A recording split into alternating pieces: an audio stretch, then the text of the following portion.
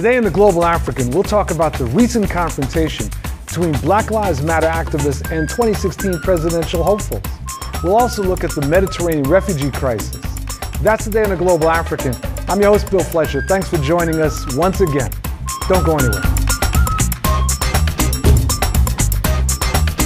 On Saturday, July 18th, at a town hall sponsored by the annual Progressive Convention of the Netroots Nation, Black Lives Matter activists were involved in a confrontation with 2016 presidential hopefuls. The incident started when Martin O'Malley, former mayor of Baltimore, took to the stage and was met with the old labor song, "Which Side Are You On?" O'Malley is responsible for initiating many of the aggressive policing policies seen today from Baltimore officers. Activists then challenged O'Malley to offer concrete solutions to the issues raised, as well as put forth a statement of solidarity with protesters. In response, O'Malley uttered the phrase, "All lives matter," implicitly dismissing the context of the phrase, "Black Lives Matter." Progressive presidential candidate Senator Bernie Sanders was also forced to address the activists, and many protesters felt that his response skirted around the issue of race in its focus on economic issues. Some of us for years have fought to raise the minimum wage. Some of us believe it should go to $15 an hour. And you know what? Wall Street Journal poll, Today in the Global African, we'll look at this confrontation, the relationship between white progressives and the Black Lives Matter movement, and the intersection of race and class. Joining us for the discussion that we're having today is Dr. Carsonia Wise Whitehead, an associate professor in the Communications and African American Studies Department for Loyola University, Maryland. She's the founding executive director of the Emily Francis Davis Center for Education, Research, and Culture. Also joining us is Dr. Greg Carr, associate professor of Africana Studies and is the chair of the Howard University Department of Afro-American Studies. Welcome to the Global African. Thank you for having us. So the tables got shaken at Netroots. Absolutely. It's about time that tables were shaken up. Well, what did you think? Well, I was very excited because there's been a shift in the tides. Mm-hmm. I think it's time that people that are involved in the political spectrum understand and are willing to at least try to accept the fact that we are no longer, and this is we as African Americans, our vote can no longer be taken for granted. If you want us to support us, and you do need the support of the African American community, then the issues that we're struggling with, the issues that keep us awake at night, the issues that we cry about, are the issues that need to be a part of your agenda. You cannot continue with business as usual in the midst of everything that is happening. Dr. Carr. Well, no, I'd agree. In fact, it's interesting how these things kind of bubble up. It probably was inevitable in some ways. I mean, Bernie Sanders, of course, who some people have described as more 1930s style liberal economic issues, which are very important, of course, may have been taken a little bit unawares. But what he may not have been aware of as well, and that's why Netroots is so important, is that this conversation has been going on social media and bubbling forward. So that Black Lives Matter hashtag is more than a hashtag. It's convened a conversation that emptied out and erupted in that space. I mean, Martin O'Malley, who certainly has no record to be proud of in terms of police brutality and these kind of things, had to confront it. Hillary Clinton has tried to get out in front of it by, in some ways, contradicting the policies of she and her husband a few short years ago. But it all comes as a consequence of people having other spaces to have conversations. So in some ways, it was probably predictable that this could happen. So Bernie Sanders, let's just focus on him. Bernie Sanders has a long history of being pro-civil rights. He's on the left. He's unapologetically on the left. He says quite openly that he's a socialist. Yet his response to the action, it felt more than just being surprised. It felt like he really did not know how to grapple with what was being put in front of him. It felt dismissive. It felt as if he had a script and he did not want to move from this script. I know we talk about Bernie Sanders' long civil rights history and how he actually responded and said, well, for the last 50 years of my life, I've been working for civil rights. I actually twisted that and thought instead, 50 years ago, you did that. Yes, he was a part of SNCC. Yes, he was at the March on Washington. Of course, today, who do you not meet over that age who was at the March on Washington? If everybody was there, then nobody was there, right? So this idea that just because you have this long history of being somewhat connected to what's happening in the black community does not mean you're connected today. Today, arguably, the most important thing happening now is Black Lives Matter. It is not a hashtag, it's not a t-shirt, it's not a slogan, it's the ways in which black people move through this country and are made to feel that our lives mean nothing in the hands of either police officers or those who pretend to be police officers or those who want to police our bodies. And he dismissed that. He tried to talk over the protesters. He kept trying to switch the agenda back to what he was talking about. When the agenda is moved, if you really want to be a part of the conversation, if you're really aware of what's happening in the black community, you move with that agenda. You address it, and you talk about what can be done to solve this problem. It's interesting you say that because I think that we know, of course, race is, if not the third rail, one of the third rails of American politics. Bernie Sanders is an elected official. He comes from a state that is well over 9/10 white. So this is not an issue that he has to address in terms of race and connecting it to class. He has been very consistent in terms of his critique of capitalism. And it's been consistent over the decades. But I think, but him being kind of bemused by this may speak more to the, in some ways, effectiveness of the state moving against organized labor since the 1960s, moving against those spaces where black folks and others built coalition. He wouldn't have been surprised if this was the 1930s or 40s, as I said, because you had, people involved in trying to create coalitions. That's where you see the AFL-CIO welcoming A. Philip Randolph in, these kind of things. But today, where are those spaces? I mean, where are the organized spaces? In fact, I'd say probably the union that most young black people know most about is probably the NBA Players Union. They don't even realize that those kids have become millionaires in part because they're members of a union. But Bernie Sanders doesn't have to deal with that. And by being an elected official, his day-to-day contact with working class folks who he's championing in the halls of Congress is probably severely limited. So yeah, I could see him being surprised. Let me push back a little bit. While I agree with that, there is also a trend that has existed for a very long time among white progressives, not all white progressives certainly, and among some white leftists, that takes as the assumption that unity comes through addressing issues that bring us together. Yes. Right? And yes. Right, that makes sense. Right? And that the idea is that, and it's not just whites that advocate this. I'm not going to name names, but there are various black folks that would put this forward. Absolutely. Right? And they'll say, let's find issues, the common issues, healthcare, housing, whatever. We'll talk about that, and these issues will disproportionately benefit people of color. Yes. Therefore, we don't necessarily have to raise the issue of race. Yes. This has been a trend going back to the 19th century. Yes. Right?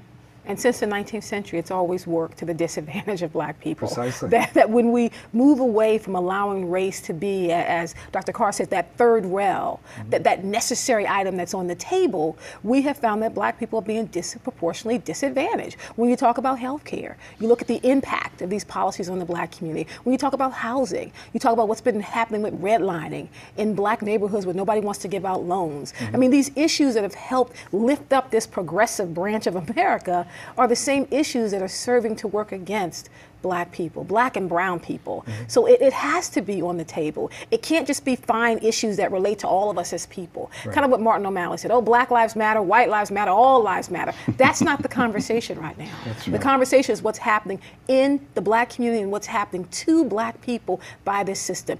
Whether it's 1950 or 2015, it should not be a surprising conversation because it's the exact same conversation that keeps raising its head. But let me ask you both this. All right, so this may seem at first like a tangent. Black Lives Matter.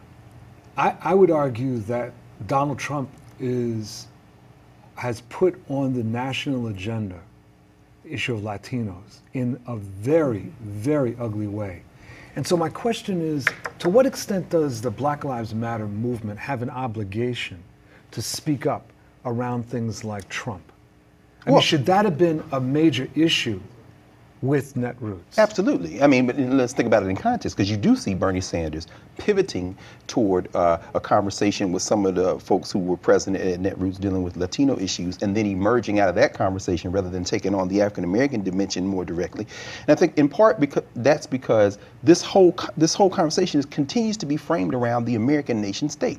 I mean, it's apropos we're having this conversation on the global African. Black internationalism makes things very messy and complicated, and that's where you find the type of coalition politics that are necessary to critique the American state. But all of this conversation congeals around American citizenship. To me, that's the wrong place to look for it. So, I mean, of course we have to critique Donald Trump, but in critiquing Trump around this very ugly evocation of this American nationalist sentiment, we have to deal with the fact that we have never resolved how we feel about how you link participation in the American state to the idea of freedom.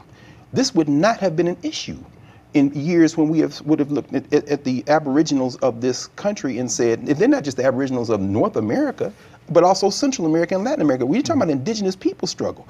And you look at the 1960s and 70s, the coalition between La Raza and some of the more progressive elements of African movements in this country with international movements. That's right. You wouldn't have seen this man going to La Raza and saying, well, you can't separate us. Oh, I see, the American flag is at the center of your narrative. And we've gotten so confused about that it makes it easy for us not to be able to find our voice in key moments. We have to have these coalitions. And on social media, black people did rise up and speak against what Donald Trump said. I mean, Donald Trump put brown people on the agenda, the national agenda, in a very ugly way. But researchers have been talking about this. By 2040, that the largest base of voters, the largest majority at that point, will be brown people in this country. Like, that is a major shift in the demographics of this country that perhaps people like Donald Trump aren't prepared for. All he said was put out in the open what people are talking about and what they're saying when you close your doors. When you listen to the things that Dylan Stormroof, all he's saying are the same things that we hear in South Carolina every day. It becomes a part of the national agenda, and people are shocked. They're surprised. They can't believe this is happening. For those of us who are living with this reality every day, we are not surprised. We are not shocked. We understand that it's now time to talk about it. The onion is being peeled, and all these ugly things are coming to surface. So let's put this together. The question then is, how does one think about and build a progressive coalition? I mean, given what we see from the right and the, I think, clear evidence that the various elements of the right wish to, as they say, reverse the 20th century and everything that was gained. So then what do these events all mean in terms of building a coalition?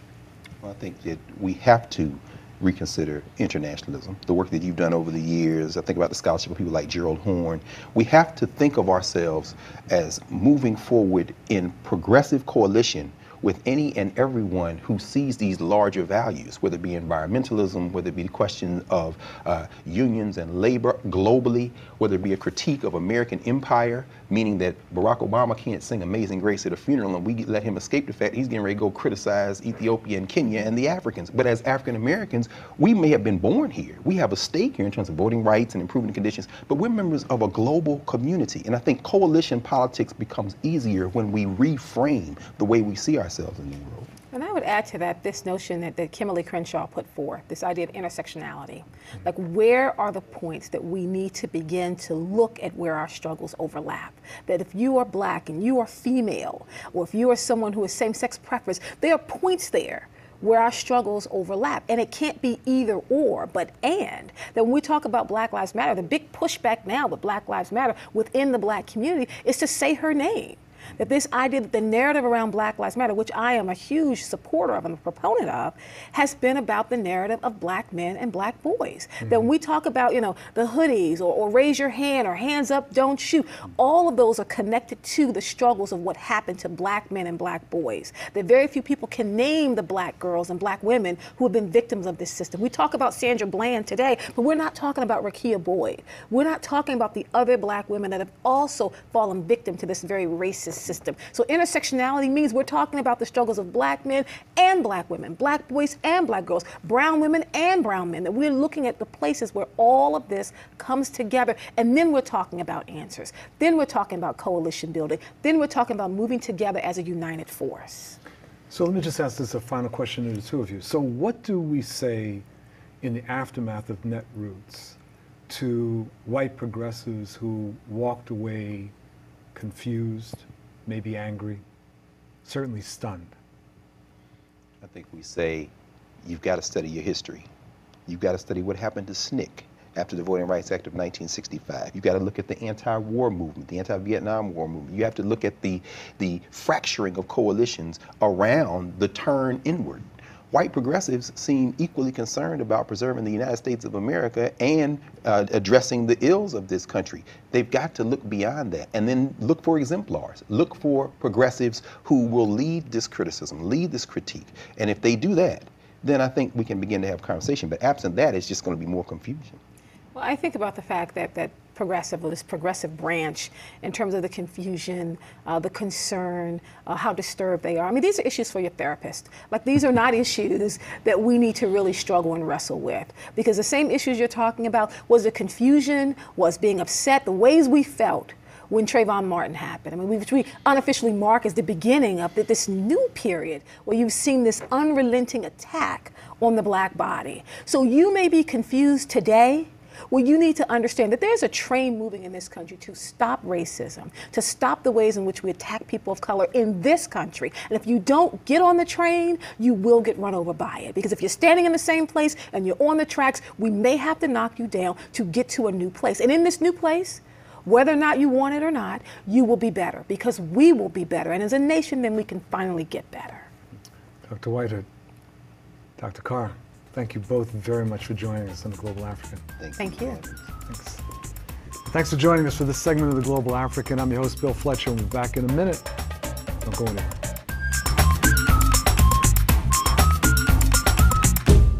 The number of migrants crossing the Mediterranean has nearly doubled in just half a year. An astonishing 137,000 migrants arrived between January and June of this year in Europe. With thousands of people taking on this challenging journey, many have not survived the voyage. It was revealed that 1,867 people have died during the crossing over this period, including an outrageous 1,308 deaths in the month of April alone. That is up tremendously from last year's 588. While most of the people arriving in Europe are refugees who are seeking protection from war and persecution, European Union leaders currently remain divided over how to tackle the problem. Southern member states are not as accepting of the migrants coming into their territories, whereas some leaders, such as the United Nations High Commissioner for Refugees, Antonio Guterres, hope to help them. Today, Udo Enwerozo joins us to speak more on the subject. So don't go anywhere. We're now joined for this segment with Dr. Udo Enwerozo, who is a senior consultant with the Cooperation for the Development of Emerging Countries, a non-governmental organization that works on the promotion and protection of human rights, based in Florence, Italy. In particular, he's in charge of research, training, and advocacy on immigration, integration, and equality policies and rights of citizenship.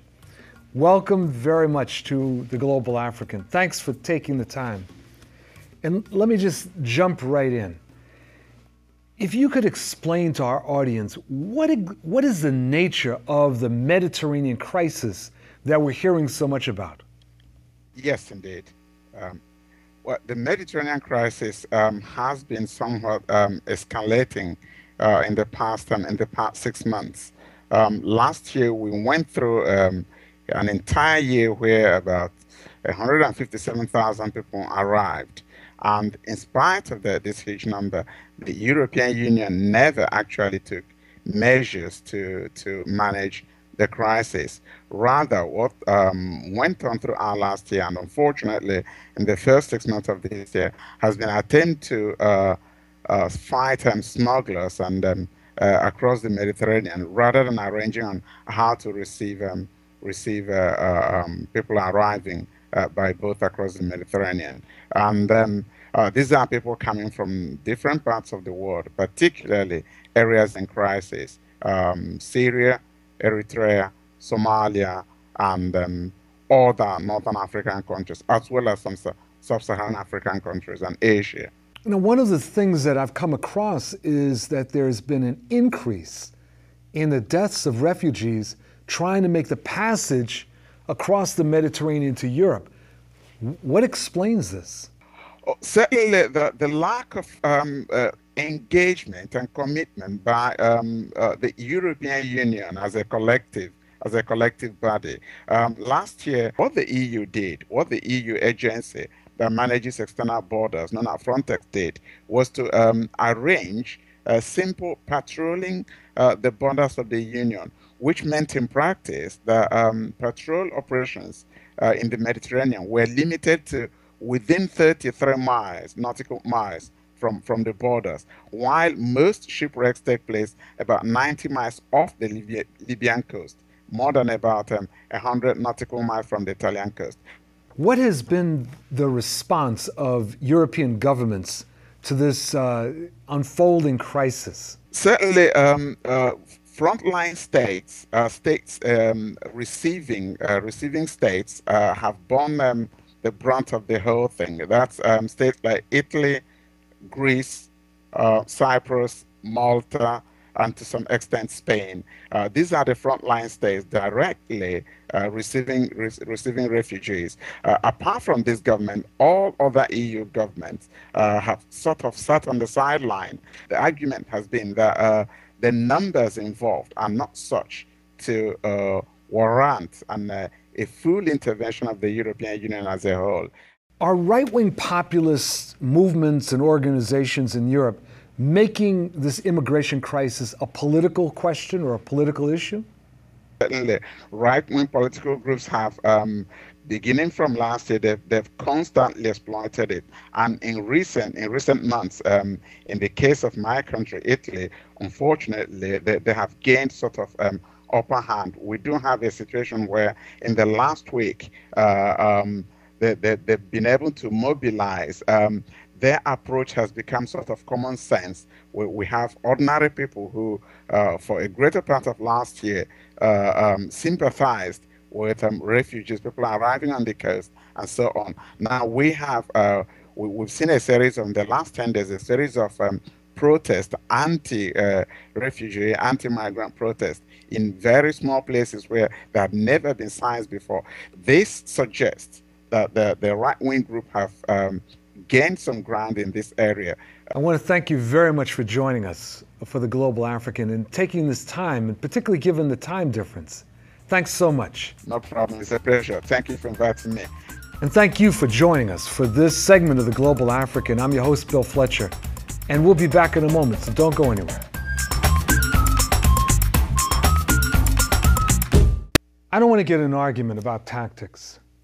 I don't want to focus on whether the Black Lives Matter activists were correct or incorrect in the tactics at the Netroots Convention. What I'm interested in is going to what motivated that. And the motivation is something that was very, very important and something that we should be discussing. That all too often in this country, we have people, political officials, political activists, who speak up on issues but find it very difficult to actually come out and talk about race. They find it very difficult to come out and talk about the racial implications of various policies. And what happened at the Netroots Convention was that Black Lives Matter activists simply got sick and tired of that. They got sick and tired of being told that various big issues will somehow cover race. They got sick and tired of hearing or feeling the implications of someone suggesting that no, we can't really talk about race, it's too divisive. We'll talk about those things that unite us. What these activists did was absolutely right. They brought to the table, to the national table, a discussion that must happen. And it's not just a discussion about black folks. It's not just a discussion about police brutality. It's about the way that race has simply put not disappeared from the reality of the United States. That race is here. Race is played out in the police killings. It plays out in the racialization of immigration for people coming from Asia, Africa, and Latin America. It continues to play out. And these individuals decided that they had had enough, and that they were insisting that two individuals running for the presidency who claim to be progressive must speak out. Black Lives Matter activists were correct, and we should support them.